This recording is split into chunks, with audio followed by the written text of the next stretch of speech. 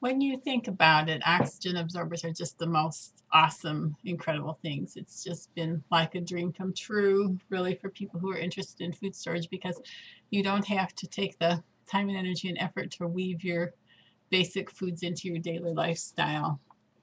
And one of the videos that I saw recently was a woman in Texas who I think I mentioned before. I think I clicked her I like button on her video, but she had some awesome things on her channel.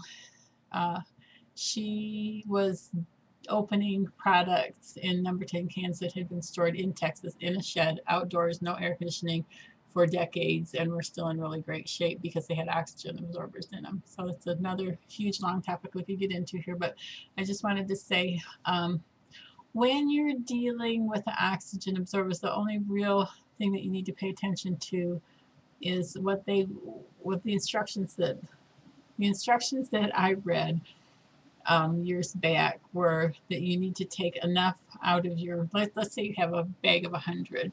You need to take enough out of there that you can get them completely. You can get, like, let's say you take 10 out. Let's say you have 100, you take 10 out. So what you want to do is make sure that you can fill 10 containers, put the oxygen absorber in, and close up the container within a 30-minute time frame. And that gives you room for error. It's not like you have to get it done in 27 minutes so they have 3 minutes left to work or anything like that. They will continue to absorb oxygen for a time frame. But what you want to do is not open and close that main container 10 times. That's the point. I actually disabled the last video that I made and decided to remake this one.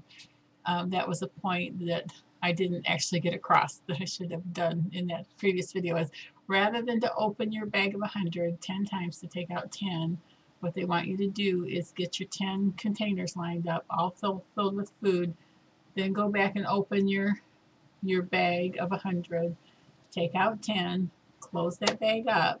Don't lay it aside. I've seen that done. Don't lay it aside, open, or fold it down. Close it properly. At that point in time, what you want to do is either close it properly with a specially designed clip or put it in a Mylar bag, squeeze the air out and seal it, or put it in a canning jar and screw the lid down on it. Preferably the smallest canning jar it will fit into. So if you have 10, don't put it in a half a gallon or a quart canning jar. If you can, put your 10 that are left over in a pint or a half pint canning jar. Screw the lid down on it until you're going to use it again. So let me go back again. You have a bag of 100. You want to use 10. You get your containers all lined up with food, tap them, shake it down, put a little more food in so that you get as much as you can in your container. Take your oxygen absorbers, take the 10 out of the bag at that point, either seal the bag up with a specially designed clip, put it in a Mylar bag and heat seal it shut, put it in a canning jar, screw the lid down on it shut, do one of those things to protect your other 90. Then go about your business, put your oxygen absorber on top of your container, properly seal it. If you want to do another 10, whatever you can do in a 30-minute time frame. So let's say you can do 17 containers in a 30-minute time frame. You take your empty containers, fill them all full of product, appropriate product that's low in moisture, under 10% or under in moisture, and low in fats or oils. Not sugar, not sugared drinks. Don't put oxygen absorbers in with those. So fill your containers, go back, open your main bag of 100, take your whatever number it is out, either reseal the bag with an appropriate clip, put them in a canning jar and shut the lid down, put it in a Mylar bag and heat seal it. Do one of those three. Then distribute your oxygen absorbers into your containers, close them down properly, whether it's a 2-liter bottle, spaghetti sauce jar, canning jar. Those are all separate videos on this channel. Once you seal them down properly, repeat the process. Whatever you can do in a 30-minute time frame, and it might take some experimentation. It shouldn't be too difficult, actually, because if you fill them first, it doesn't take much time to stuff an oxygen absorber in the top of a container and seal it up. Need a little bit more time if you're going to use the Mylar bag and a clothing iron or a impulse sealer to close it up with. So I hope that hasn't raised more questions than it answered. But they will continue to absorb oxygen for a certain time frame. Do not put a desiccant in with an oxygen absorber ever, under any circumstances. Don't do that. There's a certain calibrated amount of moisture in the oxygen absorber packet because it's like powdered. I don't know exactly what the I don't know exactly if it's what the proper name of the powdered iron shaving type stuff is in there, but it's some kind of iron with a certain amount of moisture in it. It rusts when it's exposed to oxygen. Thereby, I'm not a chemist, people, so just bear with me. Thereby absorbing the oxygen, and so you do not want to put a desiccant in there because the desiccant will absorb the moisture and screw the whole process up. Got me? So I'm trying to make this simple, and I'm trying to lay it out in a logical pattern, but I don't know if I've done that or not. So that it's really the only thing you need to be concerned about is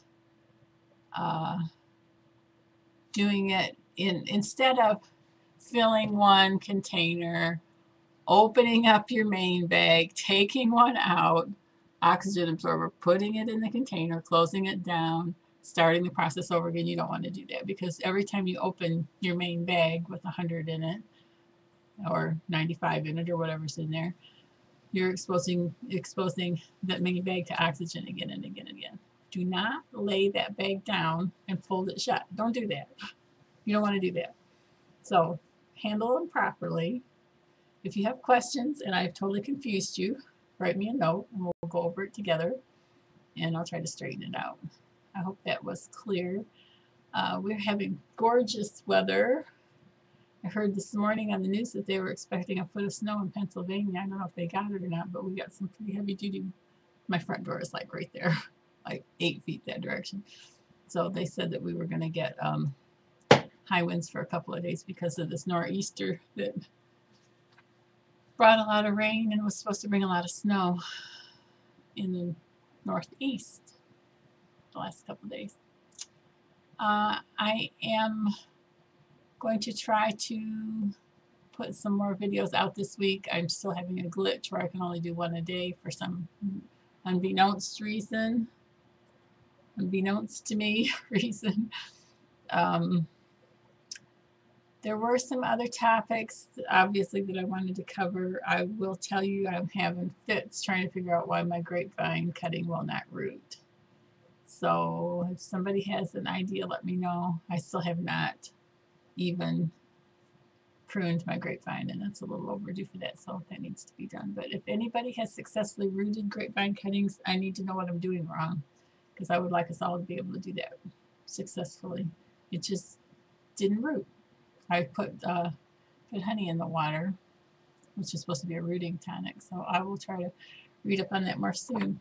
I did read last year that this is supposed to be the year that GMO sugar beets were going to be introduced. So if anybody has any information on that, I have not checked here locally, which I can do. I haven't done that yet. So if anybody knows more about that, please let me know. And I think there were some other things I was going to ask you about, but I have plumb forgotten at the time. So I have to wait till tomorrow, unless I can get this thing to work twice, which hasn't happened yet. So anyway, that's just a little ditty on the oxygen absorbers. If you do them in that order, you'll be fine. And if you have a problem, let me know. God bless your efforts to prepare. Make a list. Check it twice so you can eat more than just beans and just rice. Bye for now.